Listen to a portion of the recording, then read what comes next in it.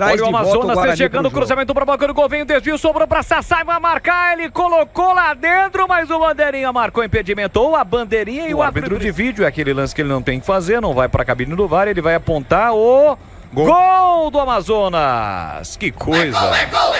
Gol do Amazonas, Sassá! Empata o jogo para o Amazonas na cobrança de escanteio. Há um primeiro, um segundo desvio até a finalização do Sassá na segunda trave. Lance revisado, o Vladimir ainda tentou defender, mas não deu. Sassá empata o jogo. A bola parece que bateu realmente nas costas do Adel. Por isso que o Tigrão... essa imagem fica clara a situação. Bate ali na cintura do Lucas Adel. Assistência do Adel. E quando a bola bate no jogador adversário e sobra pro outro, tira o impedimento. Gol legal, Sassá empata o jogo.